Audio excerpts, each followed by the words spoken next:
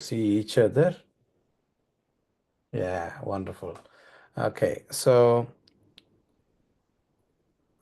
I don't know what is the reason that you guys wanted to have a Bible study on Jude. That surprised me. That is the first surprise. When you approached me about a Bible study on Jude, the the selection of the book itself is surprised me. Okay. And another one is ఈరోజు ప్రార్థన చేసినటువంటి Shivani sister Shivani గారు, thank you so much. సత్యమందు ప్రతిష్ట చేయడానికి మమ్మల్ని సత్యమందు ప్రతిష్ట చేయనాయన అని ప్రార్థించారు. అలాగే I don't see that it is common these days youngsters Andhra క్రైస్తవ కీర్తనలు పాడటం నేను దాంతో మరి బైబిల్ స్టడీని ప్రారంభించడానికి మీరు ఎంచుకున్నటువంటి బుక్, మీరు ఎంచుకున్నటువంటి పాట, ఇవన్నీ చాలా ఆశ్చర్యానికి గురి చేశాయి. That shows something that you are not like everyone outside. అది నాకు అనిపిస్తున్నటువంటి విషయం. Okay, something that you guys are different and you wanted to know and you wanted to be established in the truth of God, the word of God. Yeah, wonderful. And before we proceed further, I would like to introduce myself. నా గురించి నేను మీకు పరిచయం చేసుకోవాలి. నా పేరు Anil Kumar Vemula. Is my voice clear మా? అన్న క్లియర్ అన్న. కొంచెం గట్టిగా మాట్లాడు. ఇంకా గట్టిగా మాట్లాడాలా? కొద్దిగా. Okay. Ya right. Okay, so నా పేరు అనిల్ కుమార్ వేముల. నేను ఆస్ట్రేలియాలో ఉంటాను. By profession I'm a software engineer. So but I'm a believer of Jesus Christ like you all. మీ అందరి వల్లే నేను కూడా యేసుక్రీస్తు ప్రభు వారిని నా సొంత రక్షకుడుగా నమ్ముకొని ఇలాగా బైబిల్ స్టడీ అనగానే it is not a preaching. Bible study is not a preaching. Bible study is something different. Bible study is something that we both come together and study together and learn together. That is what the Bible study is. కాబట్టి Bible అధ్యయనం అంటే బైబిల్ని ధ్యానించడం అనేటువంటిది కలిసి ఒకరికొకరు మనం నేర్చుకుంటూ కలిసి చదువుకునేటువంటిది, స్టడీ చేసేటువంటిది. కాబట్టి don't expect that this is going to be a one way. When we say that we are learning together, that means it is a two-way process. Since it is a two-way process, that is the reason that if possible, you guys show up. That helps us to see each other and talk to each other. This is not something that I speak and go. కాబట్టి ఇది ఒక్కరు మాత్రమే మాట్లాడేటువంటిది కాదు. ఇది ఏమిటంటే అందరం కలిసి మాట్లాడుకుంటాం, అందరం కలిసి ధ్యానిస్తాం, అందరం కలిసి డిస్కస్ చేసుకుంటాం. చాలా సందర్భాల్లో ఇదంతా కూడా ఒక క్వశ్చన్ అండ్ ఆన్సర్ సెషన్ లాగా సాగుతూ ఉంటుంది. కాబట్టి మరి బైబిల్ స్టడీ గురించి నేను ఈరోజు యోధా పత్రికను ధ్యానించాలని మీరు ఇష్టపడినట్లుగా, మనం అంతా ఇక్కడ జాయిన్ అయినట్లుగా, యోధా పత్రికలోనికి మనం వెళ్ళబోయే ముందు మనకు some of the essentials that we should know, చాలా ప్రాముఖ్యమైనటువంటి విషయాలను కొన్ని మనం తెలుసుకోవలసి ఉంది. ఈ విషయాలు మీకు మేబీ ఎంతమందికి ఇండక్టివ్ బైబిల్ స్టడీ అంటే తెలిసి ఉంటుంది? మనం ఉండినటువంటి 14 మందిలో ఎంతమందికి ఇండక్టివ్ బైబిల్ స్టడీ అంటే అవగాహన ఉంది? if you can show up at least your hands at least. Okay, one చక్కగా రైజ్ హ్యాండ్ ఉంది, మీరు ఎవరైనా వాడచ్చు. Okay, okay. 2, 3 okay. Yeah!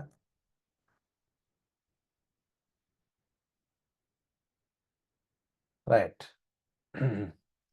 So, ఆహ్, చాలా ఎక్కువ మందికి తెలీదేమో అనిపిస్తోంది. అందుచేత వాట్ ఐయామ్ యాహ్! నేనేమనుకుంటున్నానంటే, ఒకసారి అసలు బైబిల్ స్టడీని మనం ఇండక్టివ్ బైబిల్ స్టడీలో వాట్ ఆర్ వి ఎక్స్‌పెక్టింగ్ అనేటువంటిది ఆ ఎక్స్‌పెక్టేషన్స్ మనం సెట్ చేసుకుంటే ఫర్దర్‌గా మనకి ఆహ్, డిసప్పాయింట్‌మెంట్స్ లేకుండా ఉంటాయి. ఎందుకు డిసప్పాయింట్‌మెంట్స్ లేకుండా ఉంటాయి అంటున్నానంటే, if we are expecting something that is not going to happen here that makes us disappointed. కాబట్టి ఆ ఎక్స్‌పెక్టేషన్స్ మనం సెట్ చేసుకోవటానికి ప్రయత్నం చేద్దాం. ఏమిటి ఆ ఎక్స్‌పెక్టేషన్స్ అంటే, it is not preaching first of all. Just wanted to clear Bible study is not a preaching. What Bible study is studying together. So, ఏమిటి మనకు కావాల్సినవి అంటే, మామూలుగా మనము మనము ఏదైనా ఒక మెసేజ్ వింటా ఉన్నప్పుడు మన చెవులను మాత్రమే ఇస్తాం. కానీ చాలా సందర్భాల్లో ఇట్లా ఆన్‌లైన్‌లో గానీ ఫిజికల్‌గా వర్చువల్‌గా ఫిజికల్‌గా కానప్పుడు వర్చువల్‌గా మనం ఏదైనా వింటున్నప్పుడు we ah, we will be passive listeners. Not an active listener. చాలా సందర్భాల్లో పాసివ్ లిజనర్స్‌గా అయిపోతూ ఉంటాం. యాక్టివ్ లిజనర్స్‌గా ఉండాలి అంటే మన చేతిలో ఒక బైబిల్ ఉండాలి. మన చేతిలో ఒక పెన్ ఉండాలి. మనం ఒక నోట్‌బుక్ ఉండాలి. ఇవన్నీ ఏం జేస్తాయంటే అంతే కాకుండా అవకాశం ఉంటే వీడియో ఆన్ జేసుకోగలగాలి. ఈ వీడియో ఆన్ జేసుకోగలిగి ఇవన్నీ రాసుకుంటా ఉంటున్నప్పుడు జాగ్రత్తగా we also participate unless we participate in the Bible study it will become a passive listening. Okay. కాబట్టి I I encourage you all um, to have a word of God with you, a Bible with you, a notebook and a pen with you all. Okay. అంతేగాకుండా మీ బైబిల్‌ని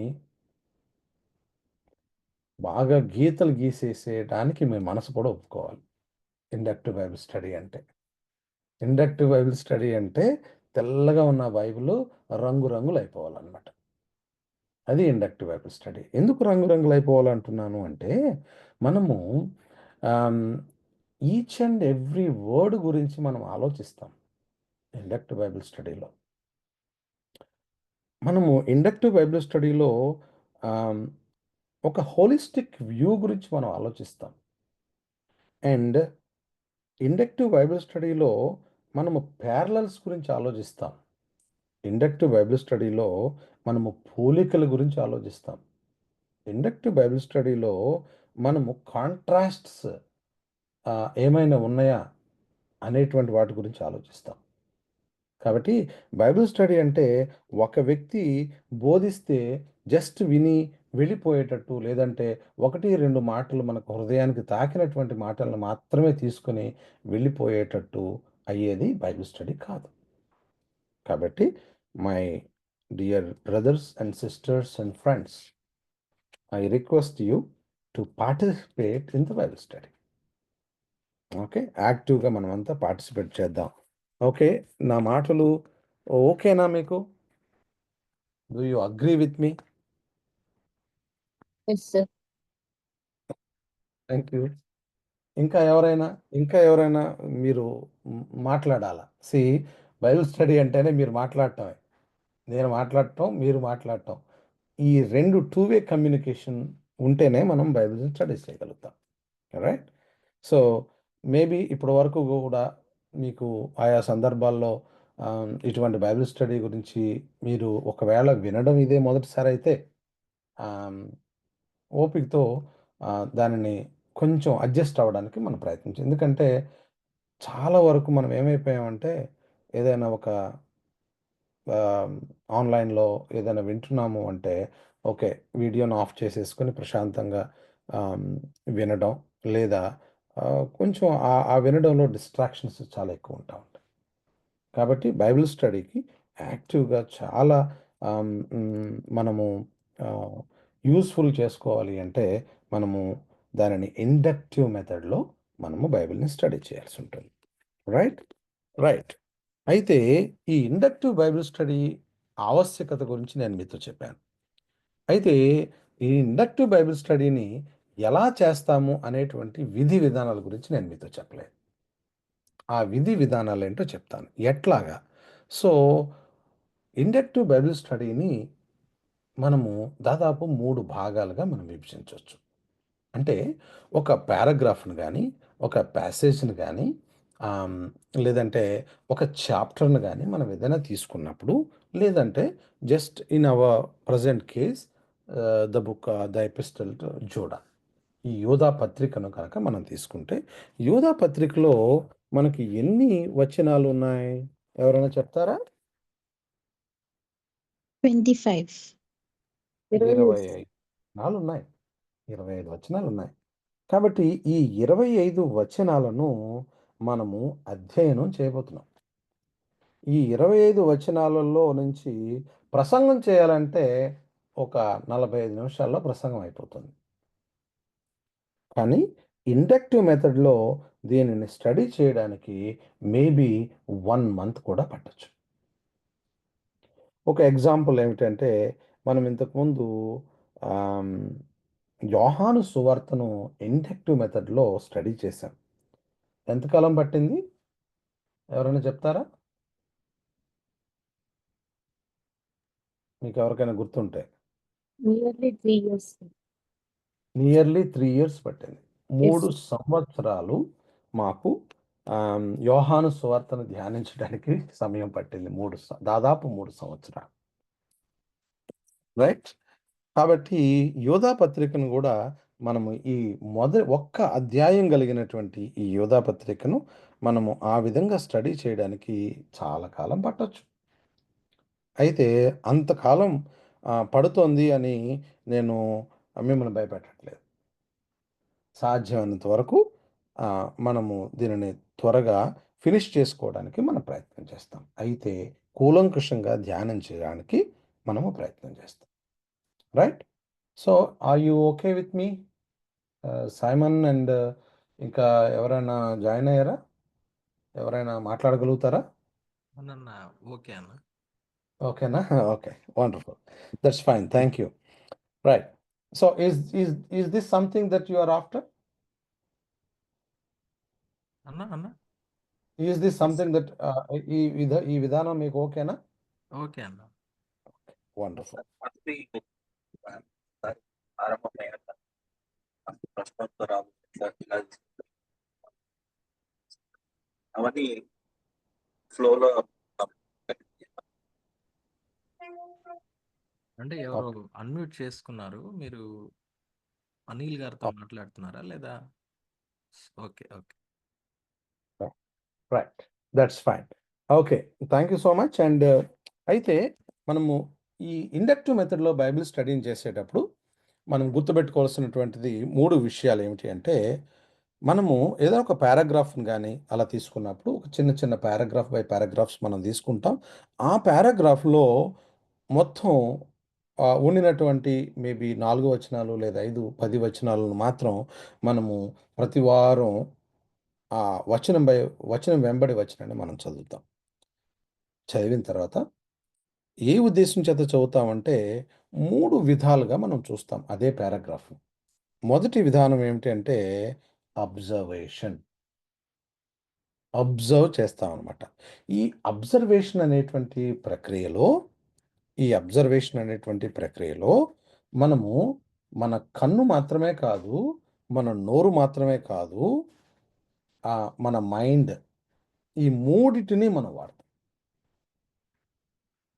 కళ్ళు చాలా important ఈ observation. ఎందుకు కళ్ళు చాలా ఇంపార్టెంట్ అంటున్నాను అంటే,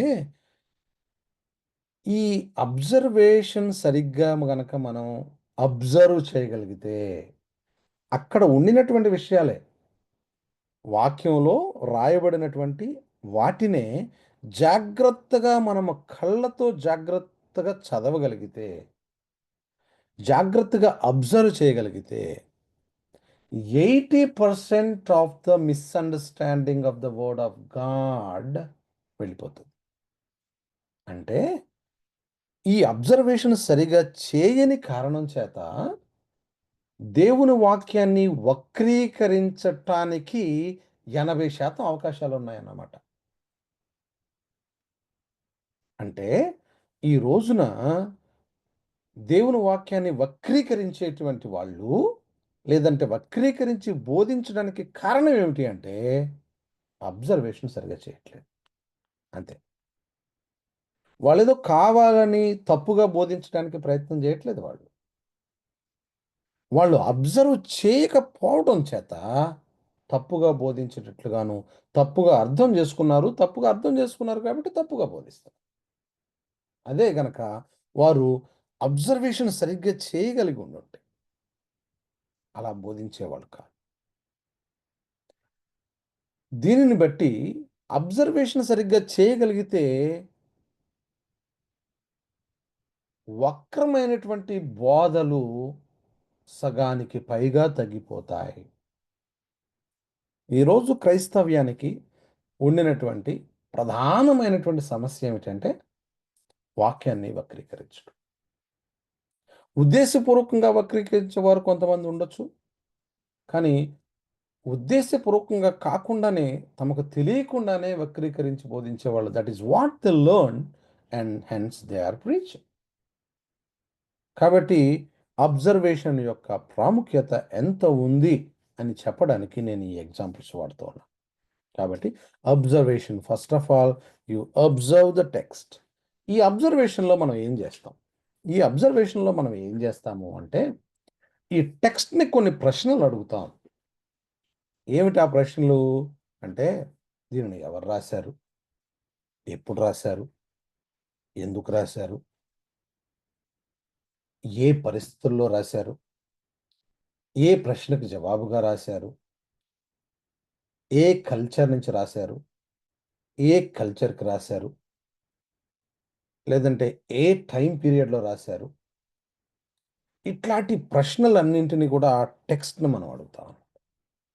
అప్పుడు ఆ టెక్స్ట్ మనకి ఇచ్చేటువంటి సమాధానాన్ని బట్టి ఆ సమాధానం డైరెక్ట్గా మనం చదువుతున్నటువంటి ప్యాసేజ్లోనే దొరకపోవచ్చు. అప్పుడు డిఫరెంట్ టూల్స్ మనం వాడుకుంటాం టు అండర్స్టాండ్. ఫర్ ఎగ్జాంపుల్ మీరంతా స్టూడెంట్స్ కాబట్టి మీరు ఒక విషయాన్ని స్టడీ చేయడానికి how are you guys going and referring different cross references మీరు ఎలా చేస్తారో, ఒక ఫర్ ఎగ్జాంపుల్ హ్యూమన్ ఎనాటమీని మీరు స్టడీ చేస్తూ ఉన్నారంటే నాట్ ఓన్లీ జస్ట్ మీకు ఉండినటువంటి టెక్స్ట్ బుక్ మాత్రమే సరిపోదు. మీకు you guys go and refer many books. అట్లాగా మనము దేవుని వాక్యాన్ని స్టడీ చేయడానికి మనం ఏం చేస్తామంటే డిఫరెంట్ టూల్స్ కూడా మనం వాడుకుంటాం. డిఫరెంట్ బుక్స్ కూడా మనం రిఫర్ చేస్తాము. So that we get the right meaning of it. అయితే అబ్జర్వేషన్లోనే మీనింగ్ వచ్చేది. అబ్జర్వేషన్లో మనం చాలా జాగ్రత్తగా ఒక ఫ్రేమ్వర్క్ సెట్ చేసుకుంటాం అనమాట. అంటే ఇది ఎవరు రాశారు, ఎక్కడ రాశారు, ఎందుకు రాశారు, దీన్ని బట్టి మనకు ఏమర్థం అవుతుందంటే కాంటెక్స్ట్ మనకు అర్థం అవుతుంది. సో కాంటెక్స్ట్ అనేటువంటిది చాలా ఇంపార్టెంట్ దేవుని వాక్యానికి. ఓకే. మీకు అందరికి మేబీ తెలిసి ఉండొచ్చు. సాధ్యమైనంత వరకు తప్పుడు బోధలన్నీ ఎలా వస్తాయంటే text taking out of the context. దానిని ఏమంటామంటే ప్రిటెక్స్ట్ అంటాం. ఈ టెక్స్ట్ని ఆ సందర్భంలో నుంచి బయటికి తీసుకొని వచ్చేస్తే ఇక సందర్భానికి దానికి ఇక లింక్ ఉండదు. ఇక సందర్భంలో నుంచి ఎప్పుడైతే బయటకు వచ్చేసిందో you can speak for anything whatever you want. అదే సందర్భానికి లింక్ అయి ఉందనుకో అప్పుడు ఏమవుతుంది, ఆ సందర్భోచితంగానే ఆలోచించి దాని యొక్క అర్థాన్ని మనం గ్రహించగలుగుతాం. సందర్భంలో నుంచి బయటకు తీసేస్తే మన ఇష్టం వచ్చినటువంటి అర్థాన్ని మనం ఇవ్వడానికి అవకాశం ఏర్పడుతుంది. ఈ కారణం చేతే ఈ రోజున ఉన్నది వాక్యం ఒక్కటే, కానీ 100 రకాలైనటువంటి బోధలు వచ్చేసాయి. కారణం ఏమిటి అంటే taking the text out of the context. Right? So, మనము కాంటెక్స్ట్‌ని అర్థం చేసుకోవాలి. కాంటెక్స్ట్‌లో నుంచే అసలు అడిగినటువంటి ప్రశ్న ఏమిటి? ఆ ప్రశ్నకు సమాధానంగా ఇది చెప్పారు కాబట్టి, దీని అర్థం ఏమై ఉంటుంది అనేది మనం చూస్తాం. అలాగే how did the first audience responded అనేటువంటి విషయాన్ని కూడా మనం చూస్తాం. అంటే ఫర్ ఎగ్జాంపుల్ గాస్పెల్స్‌లో యేసుక్రీస్తు ప్రభువారు మాట్లాడుతూ ఉంటారు. మాట్లాడినప్పుడు చుట్టుప్రక్కల ఉండినటువంటి వారు రెస్పాండ్ అవుతూ ఉంటారు యేసుప్రభు. లేదంటే అపోస్తలులు మాట్లాడిన సందర్భాలు. చుట్టుపక్కల ఉండినటువంటి వారు ఎలా రెస్పాండ్ అయ్యారు?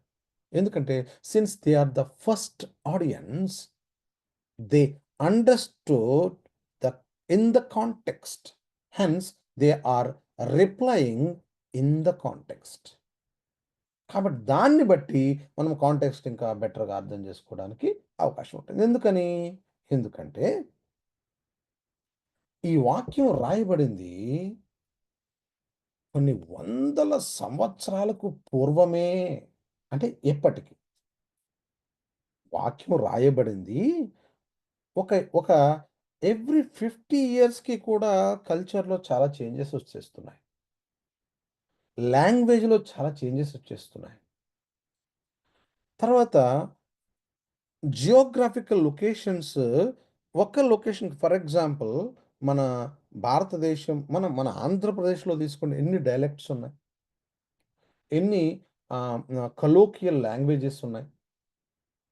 ఆహ్, కాబట్టి ఆహ్, ఉత్తర భారతదేశం లేదంటే ఉత్తర ఆంధ్రాని తీసుకుంటే వారి యొక్క భాష వేరుగా ఉండొచ్చు.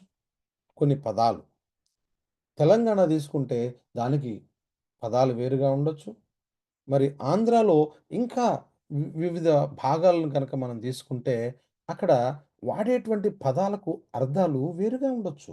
ఇదే పదం తెలంగాణలో ఇంకొక అర్థంలో వాడొచ్చు. రైట్? కాబట్టి మనం ఏమనుకుంటాము? మనం ఏమని చెప్తున్నామంటే దీన్ని బట్టి ఏ గ్రూప్‌కి ఈ ఈ మాటలు రాయబడ్డాయి?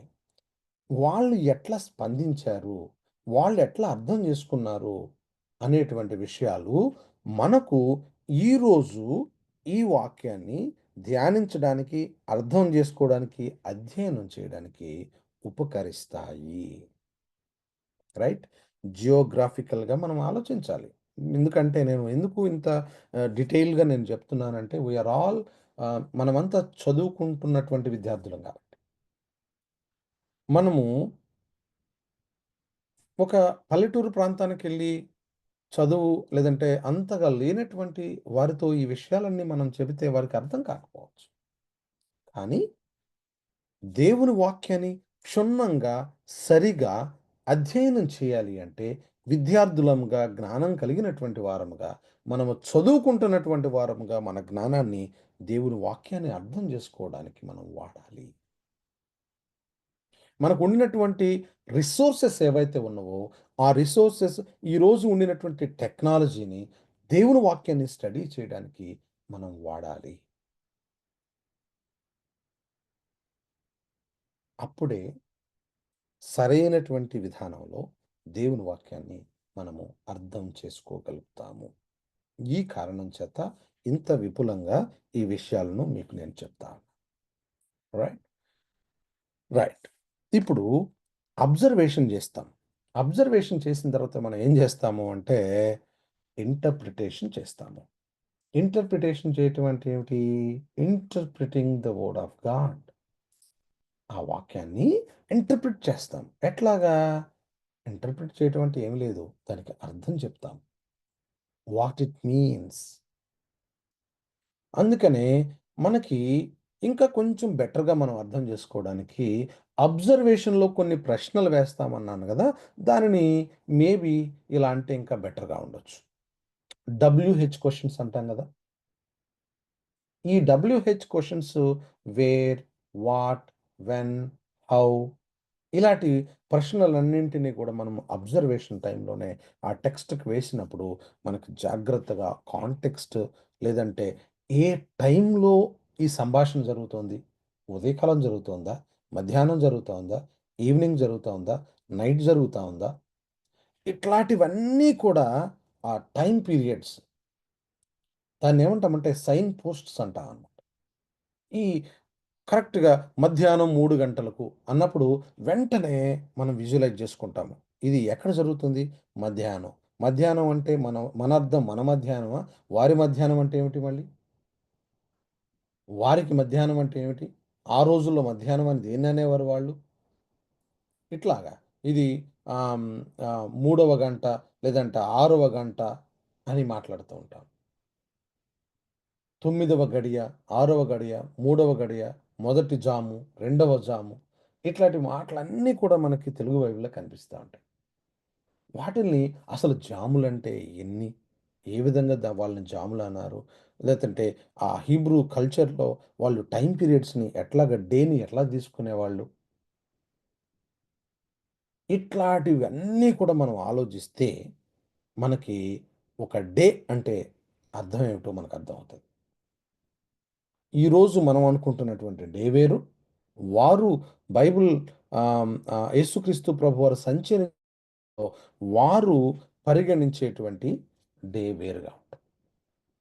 ఇవన్నీ మనం క్షుణ్ణంగా అర్థం చేసుకోవడానికి ఇన్ని విధాలుగా మనము బైబిల్‌ని స్టడీ చేయవలసి ఉంటుంది. రైట్? అంత టైం ఎవరికుంది ఇప్పుడు? అంత టైం ఎవరికుంది? అంత టైం ఎవరికీ లేదు. కాబట్టి ఎవరైనా ఒక ప్రసంగం చెప్పేస్తే కళ్ళు మూసుకొని వినేసి, దాంట్లో ఉండిన 2, 3 పదాలు లేదంటే 2, 3 వాక్యాలు, 2, 3 వ్యాఖ్యలు తీసేసుకొని జీవితాన్ని కొనసాగించేయటం వలన ఏం జరుగుతుంది అంటే, we are not learning anything. We are not learning the word of God. Hence చదువుకుండినటువంటి మనము కూడా ఏమైపోయాము అంటే, ఎవరో ఏదో చెప్పారు. ఇక ఆయన చెప్పారు అంటే ఇది కరెక్టే అనేటువంటి ధోరణిలోనికి మనం వెళ్ళిపోయాం. But the word of God has been given to us so that we go and study and learn.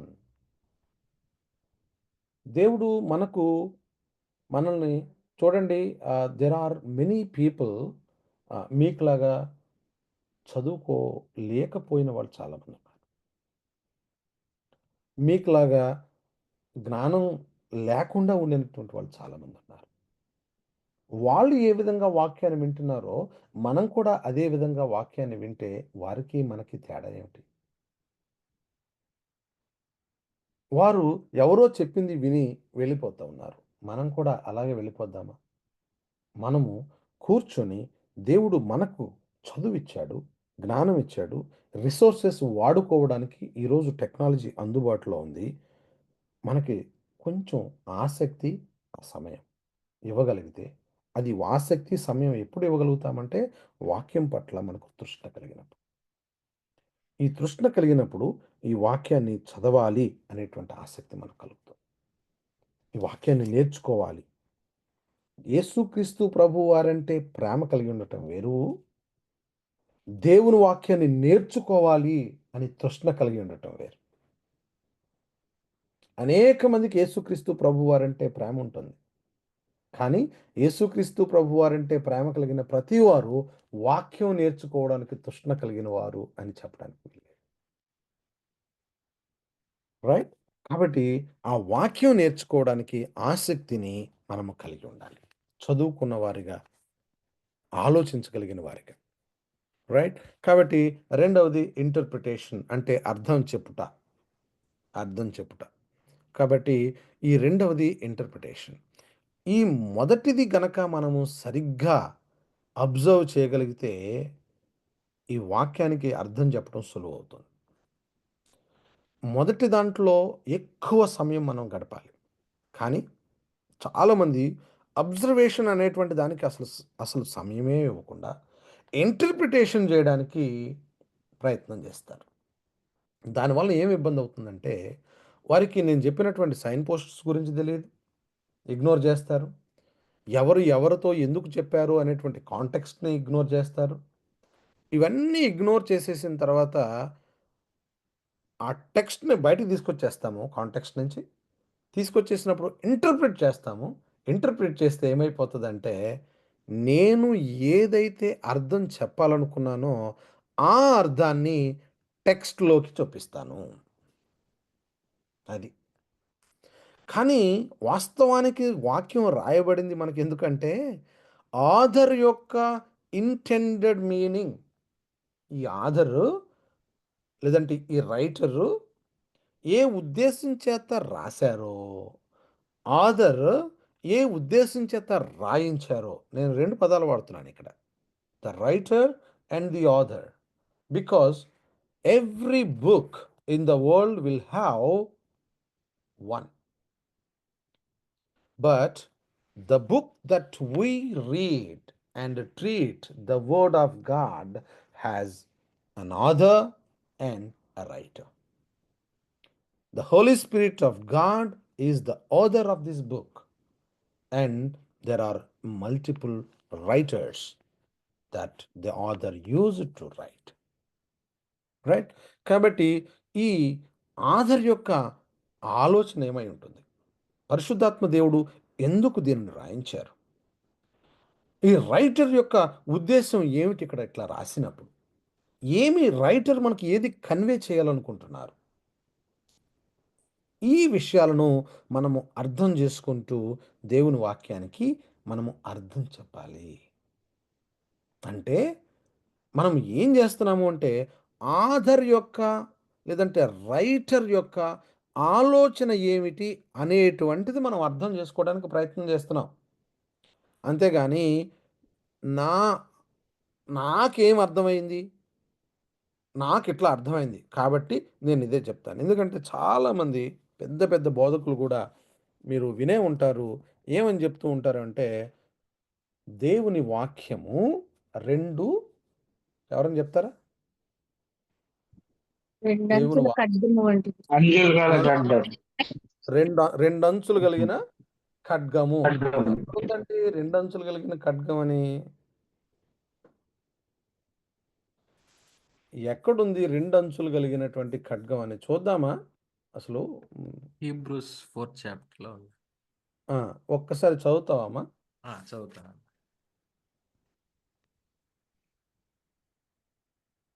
Double edged sword అంటారనమాట. రైట్? ఈ డబుల్ ఎడ్జ్డ్ స్వార్డ్ ఎక్కడ ఉంది? దాని యొక్క ఉద్దేశం అంటే మీకు జస్ట్ ఒక ఎగ్జాంపుల్గా ఇది తీసుకుంటున్నాను. హీబ్రూస్ 4:12 చదవనా అన్న?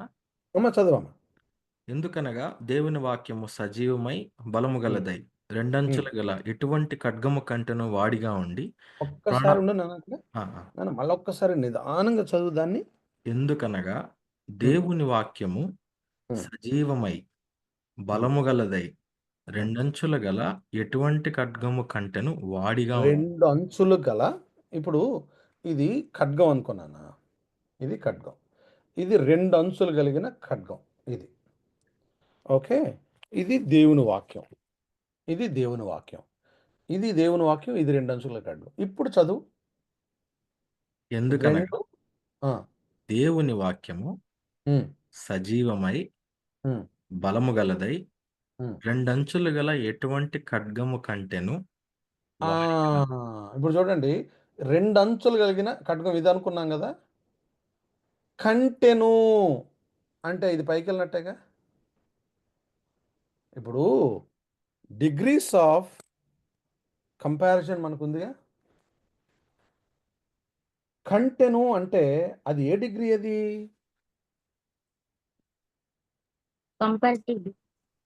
కంపారిటివ్ డిగ్రీ కదా. అంటే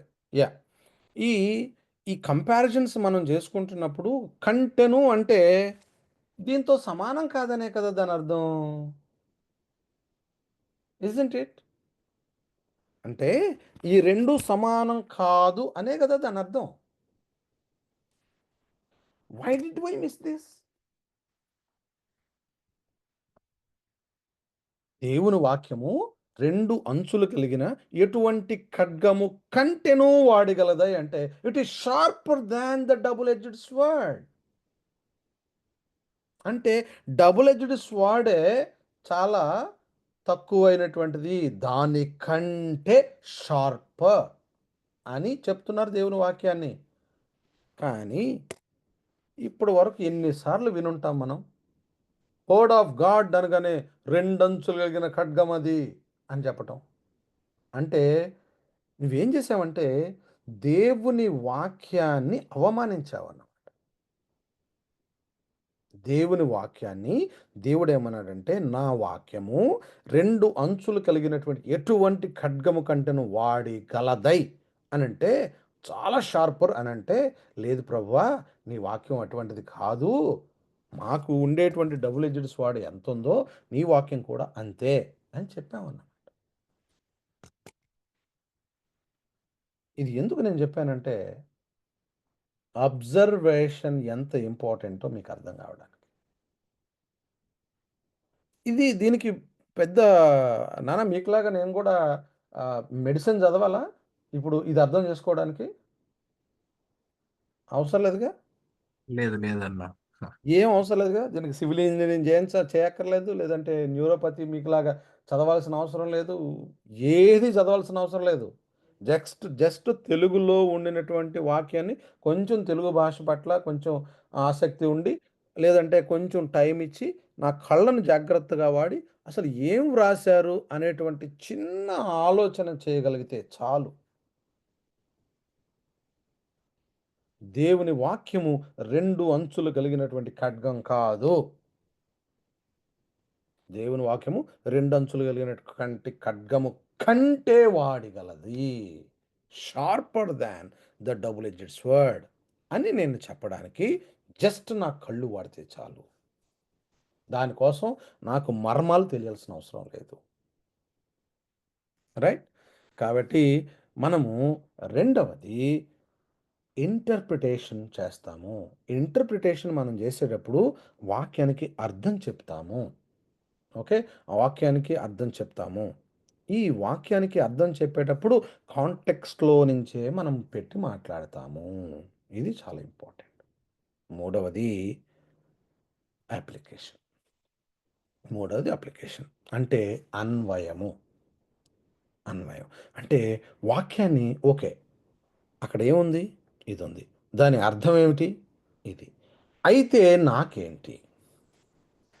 ఇది అన్వయం అన్నమాట. So we apply the word of God to me. Okay. So దేవుడు ఇలా చెప్పారు, ఇలా చేశారు. ఓకే. దాని అర్థం ఏమిటి? ఇది. ఓకే. ఈ వాక్యం యొక్క అర్థం ఇదైనప్పుడు అది ఈరోజు నాకు ఎట్లా అప్లికబుల్ అవుతుంది అనేటువంటి 3 విధాలుగా దీనిని మనం ఆలోచిస్తాం. Right? Number 1 observation, number 2 interpretation, number 3 application. ఇప్పుడు ఒక విషయం మీతో చెప్తాను.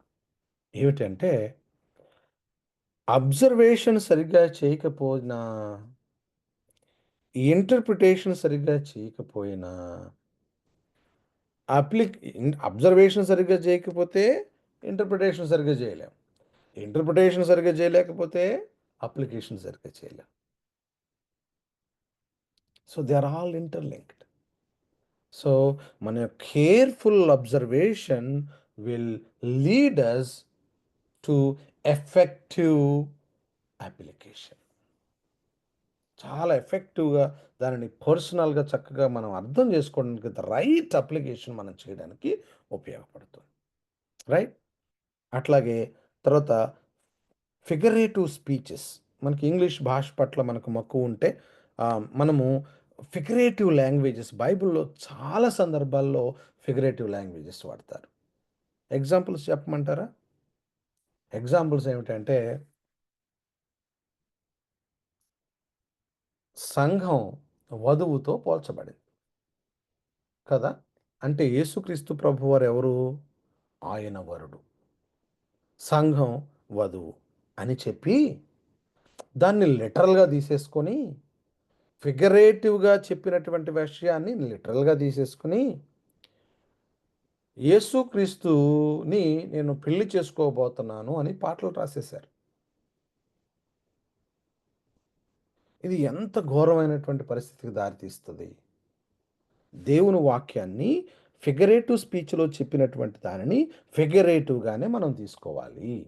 తీసుకొని దానిని మనం ఎట్లా అన్వయించుకోవాలో ఆ విధంగా అన్వయించుకోవాలి.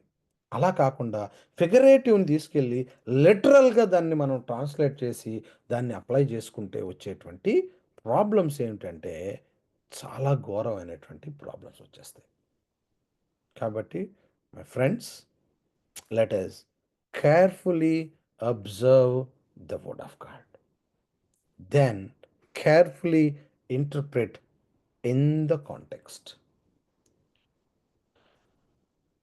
ఆథర్ యొక్క లేదంటే రైటర్ యొక్క ఉద్దేశ్యం ఏమిటో వెలికి తీసేటువంటి పనే మా తప్ప నేనేమనుకుంటున్నానో దానిని తీసుకెళ్ళి టెక్స్ట్‌లో పెట్టేటువంటి పని కాదు మనం చేయవలసింది. ఈ విధంగా మనం చేసినప్పుడు అప్పుడు సరైనటువంటి విధానంలో ఆ వాక్యాన్ని మన జీవితానికి అప్లై చేసుకోవడానికి అవకాశం ఏర్పడుతుంది. This is what we are going to do. ఇది మనం చేయబోతున్నాం. రైట్. తర్వాత యోధా పత్రికలో మనకి 25 వచనాలున్నాయి. ఈ 25 వచనాలని ఒక్కసారి అమ్మ టైం ఉందా నీకు ఇంకా? ఎంత టైం ఉంది? 3 టైము మినిట్స్. పర్లేదన్నా. మీ flexibility. Right. Right. Right. Right. Okay. So యోధా పత్రిక ఎవరైనా చెప్తారా? ఒక్క తమ్ముడు మాత్రమే మాట్లాడుతున్నారు. మీరెవరు మాట్లాడకపోతే చాలా ప్యాసివ్‌గా అయిపోతది. అందరూ కలిసి మనం మాట్లాడుకోవడానికి మేబీ ఫస్ట్ టైమ్ గాబట్టి నాతో మాట్లాడడానికి మీకు కూడా ఇబ్బంది ఉండొచ్చు. ఎందుకంటే నేను తెలీదు మీకు. కాబట్టి తెలియని వారితో మాట్లాడకూడదని జెప్పేసి అనుకుంటున్నారా? వాయిస్ వినిపిస్తుందన్న? వినిపిస్తుందమ్మా. ఎవరు మాట్లాడుతున్నారు? యాహ్! Thank you. నేను జీవన్ అన్న. Oh! Jeevan. Hi. Stop right. చేద్దామనుకున్నా కానీ మీరు ఫ్లోలో ఉన్న స్టాప్ చేయలేకపోయినా అన్న. అది రెండంచులు గల ఖడ్గం విషయంలో. So yeah! అది మీరు చెప్పిన విషయం ఒక్కసారిగా తలలో ఎన్నో క్వెషన్స్ రేజ్ చేసిందన్న. ఎన్నోసార్లు విన్నాం కదా! అయితే దాని కరెక్ట్ ఇంటర్ప్రిటేషన్ అండ్ అప్లికేషన్ ఒక్కసారి చెప్తారా? అంటే యాహ్! జనరల్‌గా ఎలా ఇంటర్ప్రిట్ చేస్తారంటే, రెండంచుల గల ఖడ్గం అంటే ఈ పాస్టర్స్ వాడుతుంటారు ఈ వర్డ్. మీ దిక్కు కట్ అవుతది. మా దిక్కు కట్ అవుతది బ్రదర్. నీకు చెప్తే మేము కూడా చేయాలి, డబుల్ చేయాలి అని చెప్తుంటారు. Is that yeah! Right meaning అన్న? సీ సీ సీ అక్కడ అసలు ఏం చెప్పదలుచుకున్నారు? దానికి మీనింగ్‌ని మనం వెదికే కంటే, అసలు ఆథర్ యొక్క ఉద్దేశ్యం ఏమిటి దాన్ని చేసినప్పుడు? అంటే, బాబు ఈ దేవుని వాక్యం ఎంత షార్పరో చెప్పేటువంటి ప్రయత్నమే అది. అక్కడ ఏం చెప్తున్నారంటే, దేవుని వాక్యం యొక్క శక్తి సామర్థ్యాలను గురించి మనకి వివరిస్తా ఉండడానికి వివరించడానికి వాడినటువంటి కంపారిజన్ అది. దేవుని వాక్యం ఇంతకీ చెప్పదలుచుకున్నది ఏంటంటే, దేవుని వాక్యం షార్పర్ అంతే. అంతేగాని అద మీకెంతనో మాకంతే ఆ అప్లికేషన్ అనేది ఇక ఇక ఆ అప్లికేషన్స్ అన్నీ తర్వాత చూద్దాం. అవన్నీ తర్వాత చూద్దాం. ఇప్పుడసలు అక్కడ ఏం చెప్పడానికి ఆ రైటర్ యొక్క ఉద్దేశ్యం ఏమిటి అంటే, word of God is sharper than the double edged sword. అంతే. It is sharper. ఎంత షార్పరో మళ్ళా చెప్తాడు. అది ఎంతవరకు దూరుతుందో, దేనిని విభాజింపగలుగుతుందో కూడా చెప్తారక్కడ. కాబట్టి అంత సమర్థవంతమైన, శక్తివంతమైన దేవుని వాక్యం అక్కడ చెప్పదలుచుకున్నది దేవుని వాక్యం యొక్క షార్ప్‌నెస్ గురించి. అదే మనం తీసుకోవాలి. రైట్. అయితే అసలు డబుల్ ఎడ్జ్డ్ స్వార్డ్‌తో ఎందుకు పోల్చారండి అనేటువంటి అనుమానం రావచ్చు. ఎందుకు పోల్చారు అంటే, ఆ రోజుల్లో సింగిల్ ఎడ్జ్డ్ స్వార్డ్‌లే ఉన్నాయి. డబుల్ ఎడ్జ్డ్ స్వార్డ్‌లు లేవు. ఫర్ ద ఫస్ట్ టైమ్ అప్పుడే క్రొత్తగా వచ్చింది. ఒక్క స్వర్డ్‌కి 2 వైపులా పదును ఉండటం. క్రొత్తగా అప్పుడు ప్రవేశపెట్టారనమాట. కొత్తగా వచ్చింది. New invention. ఆ ఇన్వెన్షన్ ఏంటంటే, ఇప్పుడు ఇంతకుముందు మనము ఏంటి ఆహ్, ఐ థింక్ 112 ర్యాము, 128 ర్యాము ఇవే వాడేవాళ్ళం. ఇప్పుడు ఎవరైనా 128 ర్యామ్ వాడుతున్నారా? అంతా జీబీలోనే వెళ్ళిపోయింది కదా! RAM. RAM 16 GB, 32 GB RAM, 64 GB RAM వెళ్ళిపోయింది. అసలు ఎవరైనా ఎంబీలో ర్యామ్ వాడుతున్నారా? లేదు. సో, ఇప్పుడు ఆ ఎంబీలో వాడేటువంటి ర్యామ్ ఉండినటువంటి టైంలో చాలా ఫాస్ట్ అని చెప్పాలి అంటే ఒక విషయాన్ని అది 64 GB ర్యామ్ కంటే అని అన్నాడు. ఫాస్ట్గా వెళ్ళిపోతుంది అని అన్నాడు. అప్పుడు నేను 64 GB ర్యామ్ని ఎందుకు తీసుకున్నాను? This is the new invention. It is faster today people connect. I wanted to convey that the object or the thing that I wanted to say, it is faster than that. అది నా ఉద్దేశం. Right? కాబట్టి ఇక్కడ double edged sword అంటే దానిని మనం అంతవరకే తీసుకుందాం. దాని అప్లికేషన్ సంగతి మళ్ళీ తర్వాత ఆలోచిద్దాం. రైట్? ఓకే. యూదా పత్రిక గురించి నేను జస్ట్ ఒక ఓవర్వ్యూ మాత్రం మీకు ఇస్తాను ఈరోజు. ఆ తర్వాత మీకు చిన్న హోంవర్క్ ఏమిటంటే యోధా పత్రికను చాలా క్షుణ్ణంగా మీరు చదవాలి. ఇప్పుడు ఏ ఉద్దేశం చేత మనం చదవాలనుకున్నామో మనము అబ్జర్వేషన్, వర్డ్ ప్రతి వర్డ్ని అబ్జర్వ్ చేస్తూ మనం చదవాలి. అలా చదివి నెక్స్ట్ వీక్కి మీరందరూ వస్తే నేను కూడా చదివి మనిద్దరం కూర్చొని మనము ప్యాసేజ్ బై ప్యాసేజ్ లేదంటే వచనం బై వచనాన్ని మనము అర్థం చేసుకోవడానికి ప్రయత్నం చేద్దాం. Right? So that is the homework for you for the next week. ఈరోజు నేను జస్ట్ ఒక ఓవర్వ్యూ నేను మీకు ఇవ్వడానికి ప్రయత్నం చేస్తాను. ఈ యోధా పత్రిక ఎవరు రాశారు? ఎవరైనా చెప్తారా?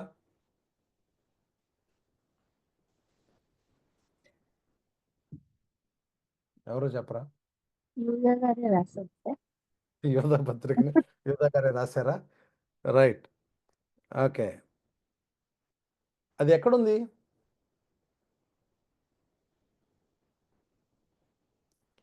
మొదటి అధ్యాయం మొదటి వచనంలోనే ఉంది. యేసుక్రీస్తు దాసుడును యాకోబు సహోదరుడునైన యూదా. అది. కాబట్టి ఇప్పుడు యూదా ఎవరు అనేటువంటిది మనకేమైనా అర్థం అవుతుందా? యూదా ఎవరు? సహోదరుడు. యాకోబు సహోదరుడు. ఎందుకో యాకోబు సహోదరుడు అని పరిచయం చేసుకున్నాడు ఆయన. యాకోబు గారు ఏమైనా ఫేమస్ అయి ఉండొచ్చు. రైట్? యాకోబు సహోదరుడునైన యోధా అని అన్నాడు. అంటే ఈ యోధా గారు తనను చూడండి, ఎవరైనా ఒక వ్యక్తి తనను తాను పరిచయం చేసుకుంటున్నాడు అంటే, ఇప్పుడు నేనున్నాను, మీకు నన్ను నేను పరిచయం చేసుకోవాలంటే నేను ఎవరో తెలియదు, నేను తమ్ముడు సైమన్ స్నేహితుడిని అని చెప్పుకుంటాను. ఎందుకని? తమ్ముడు Simon is well known to you, so that I wanted to be identified through him. Very common thing కదా ఇది, వెరీ ఫేమస్. లేదంటే నేను ఎవరో తెలుసా, నేను చంద్రబాబు గారికి చాలా దగ్గర స్నేహితుడు, బంధువుని అనుకుంటాను. Why? Because is a prominent figure. అట్లాగా యేసుక్రీస్తు దాసుడట ఈయన. ఫస్ట్ హిజ్ చూడండి ఐడెంటిటీ, తనను తాను ఎలా ఐడెంటిఫై చేసుకుంటున్నారు ద రైటర్ ఏమంటున్నాడంటే యేసుక్రీస్తు ద బాండ్ సర్వెంట్ అంటాడు. The bond servant. The second one, then I'm the brother of James. నేను యోధాని బ్రదర్ ఆఫ్ జేమ్స్ అని అంటాడు అనమాట. రైట్? తండ్రి అయిన దేవుని నుండి ప్రేమిపడి యేసుక్రీస్తు భద్రము చేయబడి పిలువబడిన వారికి శుభమని చెప్పురు, ఆయనది మీకు కనికరమును సమాధానమును ప్రేమయు విస్తరించును గాక. అయితే ఈ యోధా ఎవరు? ఈ యోధా ఎవరు అంటే ఈయన యేసుక్రీస్తు ప్రభు వారి బ్రదర్, సోదరుడు. రైట్? ఇంకా ఎవరైనా ఉన్నారా మీకు తెలిసి యేసుక్రీస్తు ప్రభు వారికి సోదరులు? చూస్తారా ఒకసారి? మత్తయి సువార్త టకటక చదువుదాం. మత్తయి సువార్త 13:55. 13:55.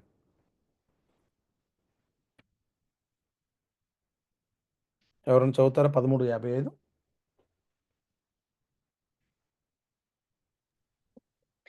ఇతడు వడ్లవాని కుమారుడు కాడా? ఇతని తల్లి పేరు మరియ కాదా? యాకోబు, యోసేపు, సీమోను, యూదా అను వారు ఇతని సోదరులు కారా? చూసారా? యాకోబు, యోసేపు, ఇంకా సీమోను, యూదా అనువారు. సో నలుగురు కనిపిస్తున్నారు కదా, James, Joseph, Simon and Jude. దీంట్లో మనకి జూడ్ ఏమని అన్నాడు? ఐఎమ్ బ్రదర్ ఆఫ్ జేమ్స్ అని అన్నాడు. యాకోబు సహోదరుని అన్నాడు. ఇప్పుడు ఈ యాకోబు గారి దగ్గరికి వెళితే ఇంకా కొంచెం క్లారిటీ మనకొస్తది. ఆ యాకోబు గారు ఏమని చెప్పుకుంటారు? తను కూడా ద బాండ్ సర్వెంట్. ఆయన కూడా సర్వెంట్. ఎందుకు ఈ యాకోబు గారు చూడండి, ఆమ్, యేసుక్రీస్తు ప్రభువారితో ఉండినటువంటి ఈ నలుగురు సోదరులు, దేర్ ఆర్ డిఫరెంట్ ఆర్గ్యుమెంట్స్ ఉన్నాయనుకోండి. ఆమ్, ఈ జూడ్ అనేటువంటి ఆయన ద ద యంగెస్ట్ అని చెప్తారు.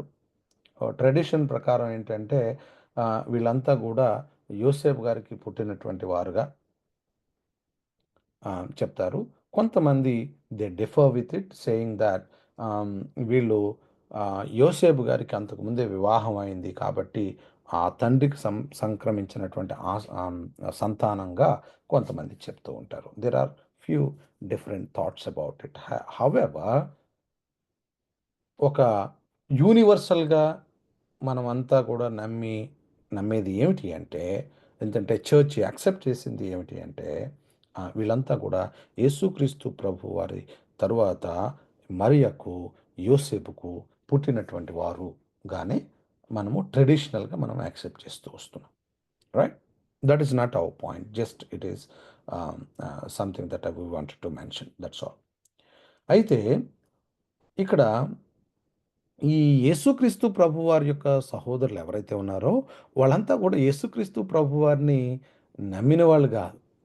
వీళ్ళంతా యేసుక్రీస్తు ప్రభువారిని అంగీకరించిన వాళ్ళు కాదు. చూడండి, యోహాను సువార్తలో అది చాలా క్లియర్గా మనకి, యోహాను సువార్త 7వ అధ్యాయము 5వ వచనంలో చాలా క్లియర్గా కనిపిస్తుంది. ఎవరైనా చూస్తారా? 7:5, యోహాను సువార్త 7:5.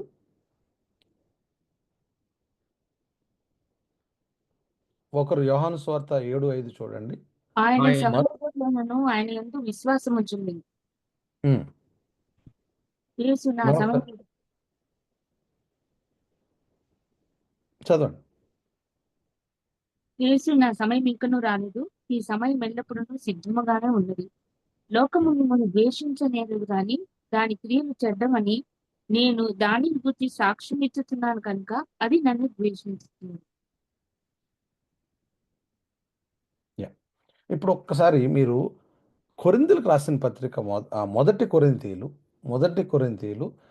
15వ అధ్యాయం 7వ వచనాన్ని ఒకసారి చదివితే మనకి ఇంకా కొంచెం క్లారిటీ వస్తుంది. నేను ఈ ఆథర్ గురించి, నేను రైటర్స్ గురించి మాట్లాడే ప్రయత్నం చేస్తున్నాను. మొదటి కొరింథీయులకు రాసిన పత్రిక 15వ అధ్యాయం 7వ వచనం. తరువాత ఆయన యాకోబును మళ్ళీ ఒక్కరు చదవండి.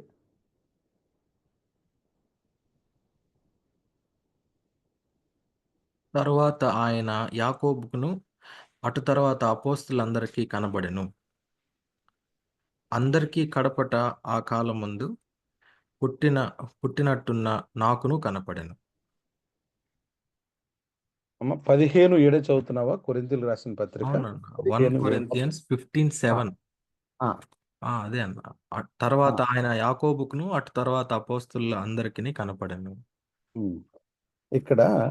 ఇక్కడ ఏమని ఉంటుందంటే,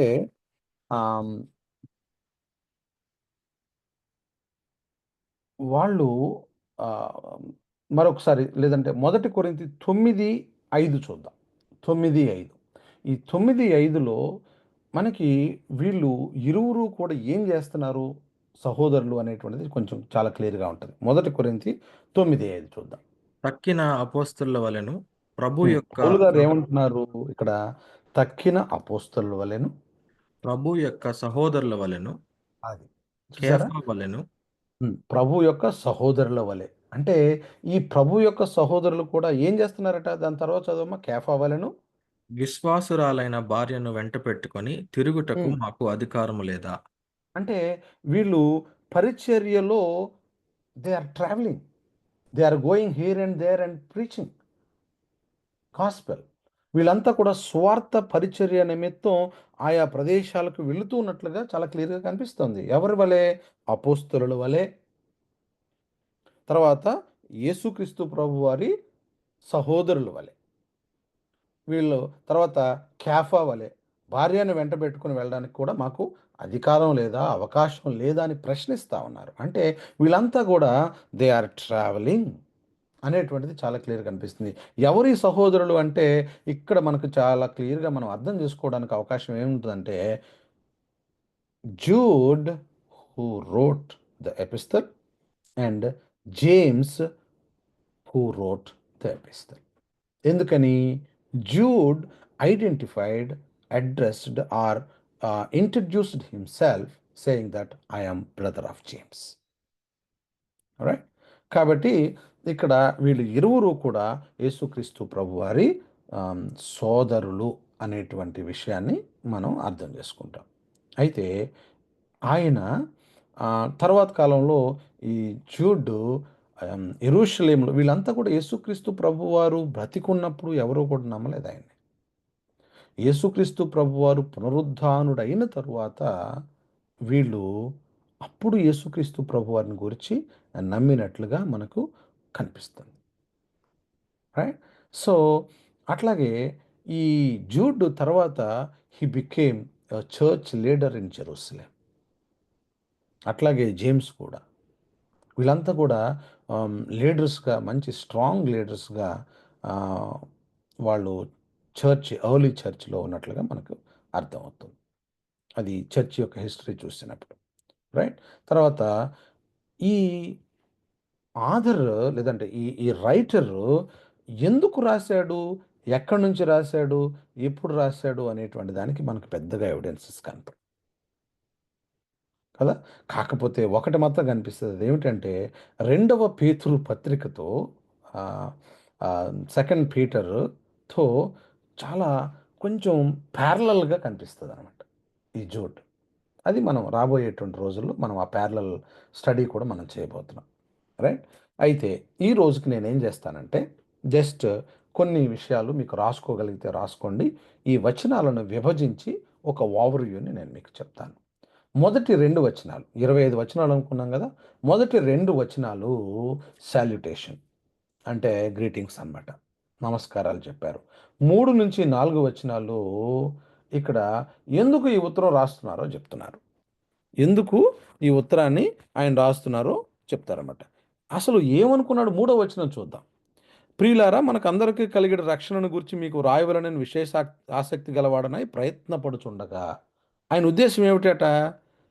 అందరికీ కలిగేడు కామన్ సాల్వేషన్ గురించి ఆయన రాద్దాం అనుకున్నారట. కానీ ఆయన కామన్ సాల్వేషన్ గురించి రాయలేకపోయాడట. ఎందుకని రాయలేకపోయాడట? పరిశుద్ధులకు ఒక్కసారే అప్పగింపబడిన బోధ నిమిత్తము మీరు పోరాడవలనని మేము వేడుకొనుచు మీకు వ్రాయవలసి వచ్చెను. I was compelled to do that. I actually wanted to.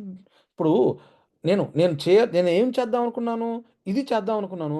కానీ మీ పరిస్థితి చూసిన తర్వాత నేను అది పక్కన పెట్టేసి ఇది చెయ్యాలి అని నిర్ణయించుకున్నాను అంటున్నాడు. అంటే they are not in the right situation. ఎందుకంటే రైటర్ తన యొక్క ఆలోచనని మార్చుకొని ఆయన ఏదో చేద్దాం అనుకున్నాడు, ఏదో రాద్దాం అనుకున్నాడు. కానీ వాళ్ళు ఉన్న పరిస్థితిని చూసి తను ఏం రాయాలనుకున్నాడో దాన్ని ప్రక్కన పెట్టి వేరొక దానిని పట్టుకుంటున్నాడు అని చాలా క్లియర్గా మనకి అర్థమవుతుంది. Right. That gives us at what situation the letter has been return to us. Right. అయితే తర్వాత the cause of the letter 5-7 చూస్తే ఇక్కడ 3 వార్నింగ్స్ కనపడతాయి. 3 వార్నింగ్ ఎగ్జాంపుల్స్ అని చెప్పేసి అనుకోవచ్చు. 5-7 వచనాల వరకు, 8-10 వచనాల వరకు description of the false teachers కనపడుతుంది. Description of the false teachers, తప్పుడు బోధకుల గురించినటువంటి వివరణ మనకు కనిపిస్తుంది. 11వ వచనం నుంచి 16వ వచనం వరకు చూసుకుంటే ఇక్కడ ఫర్దర్ మరికొన్ని వార్నింగ్స్ మనకు ఇచ్చారనమాట. 17-19 వరకు ఇక్కడ అపోస్తలిక్ వార్నింగ్ కనిపిస్తుంది. 20-23 వరకు a call to preserve and help others, అంటే call to perceive and help others అనమాట. అంటే ఇప్పుడు ఈ విపత్కరమైనటువంటి పరిస్థితుల్లో మన యొక్క విశ్వాసాన్ని మనం స్థిరంగా ఎలా కాపాడుకోవాలో కొన్ని సూచనలు చేస్తూ ఇతరులకు సహాయం చేయండి అనేటువంటి ఒక పిలుపుని ఇవ్వటం జరుగుతుంది. రైట్. తర్వాత 24-25 వచనాలలో బెనడిక్షన్ జరుగుతుంది. ఈ బెనడిక్షన్ ఇది చాలా ఫేమస్ అని అనొచ్చు. ఎందుకంటే చాలా సంఘాల్లో ఈ బెనడిక్షన్ యాజ్ ఇట్ ఈస్గా వాడతారనమాట. తొట్టిల్లకుండా మిమ్మల్ని కాపాడుటకును, తన మహిమ ఎదుట ఆనందంతో మిమ్మను నిర్దోషముగా నిలవబెట్టుటకును, శక్తి గల మన రక్షకుడైన అద్వితీయ దేవునికి మన ప్రభువైన యేసుక్రీస్తు ద్వారా మహిమయు మహాత్యమును ఆధిపత్యమును అధికారమును యుగములకు పూర్వకమును ఇప్పుడును సర్వ యుగములకును కలుగునుగాక అనేటువంటిది ఒక ఆశీర్వాద వచనంగా మనం చాలా సందర్భాల్లో వాడుతూ ఉంటాం. Alright? ఈ విధంగా మనము ఈ 25 వచనాలను మనము విభజించి వాటికి టైటిల్స్ మనం ఇవ్వచ్చు అనమాట. రైట్? సో ఈ 25 వచనాలను మీరు దయతో ఇంటి దగ్గర 1కి 10 సార్లు ఏ ఉద్దేశంతో చదవాలి ఈసారి? ఎవరితో మాట్లాడుతున్నారు, ఏ సందర్భంలో మాట్లాడుతున్నారు, ఎందుకు మాట్లాడుతున్నారు, ఈ రాసినటువంటి ఈ యొక్క రచయిత యొక్క ఉద్దేశం ఏంటి, మనకి ఏం చెప్దాం అనుకుంటున్నారు ఆ రచయిత, రైట్? ఈ ఆలోచనతో అబ్జర్వ్ చేస్తూ అబ్జర్వేషన్, ఆ ఇంటర్ప్రిటేషన్ అనేటువంటిది తరువాత ఫస్ట్ అబ్జర్వ్ చేస్తూ చాలా జాగ్రత్తగా టెక్స్ట్ అబ్జర్వ్ చేస్తూ చదివినప్పుడే మనకు చాలా ప్రాబ్లమ్స్ క్లారిఫై అయిపోతాయి. రైట్? కాబట్టి I just wanted to leave it here today and next week వచ్చేటప్పటికి మొదటి వచనం నుంచి మనము మన అధ్యయనాన్ని మనం ప్రారంభిద్దాం. ఈజ్ దట్ ఓకే మా? ఎస్ అన్న, ఎస్. ఐ థింక్ ఓవర్ చాలా ఎక్కువ టైం అయినట్టుంది. పర్వాలేదన్నా. యా. సో ఎవరు మాట్లాడట్లేదు బ్రదర్స్ అండ్ సిస్టర్స్, మీరు ఎవరైనా మాట్లాడితే బాగుంటుంది. నెక్స్ట్ వీక్ Yes, వచ్చేటప్పటికైనా ధైర్యం yes తెచ్చుకొని అన్న, in introduction part good అన్న. యా నెక్స్ట్ వీక్ మాట్లాడతానా? నెక్స్ట్ వీక్ మాట్లాడతారా? Wonderful note wonderful. ఇచ్చారు కదా. యా నా ఇది ఓకే టు స్టాప్ ఎనీవేర్ అన్న, ఎక్కడైనా ఆపొచ్చా మధ్యలో? దానికి ఏమన్నా టైం యా ఇస్తారా? అంటే అమ్మా మీరు చెప్పేటప్పుడు కూడా ఏమంటావు Simon is the organizer. So do you want somebody to I think since it is inductive method Bible study, definitely you can stop anywhere, but only thing is కొన్ని సార్లు ఇర్రెలవెంట్ క్వశ్చన్స్ కాకుండా ఆ టెక్స్ట్కి సంబంధించినటువంటి క్వశ్చన్స్తో మనం అర్థవంతమైన చర్చను కొనసాగించవచ్చు. ఒకవేళ అది ఇర్రెలవెంట్ అయినప్పుడు దానిని పక్కన పార్క్ చేసి మేబీ ఆఫ్లైన్ చూసుకోవటం బెటర్. ఇంకోటన్నా, లైక్ డైరెక్ట్ మైక్ ఆన్ చేసుకోవచ్చా లేకపోతే హ్యాండ్ రేస్ చేయాలన్నా? I think it is better to raise hand అమ్మా, సో దట్ వి కెన్. ఒక చిన్న రిక్వెస్ట్ అన్న, we did not plan for Q&A ఈ వీక్.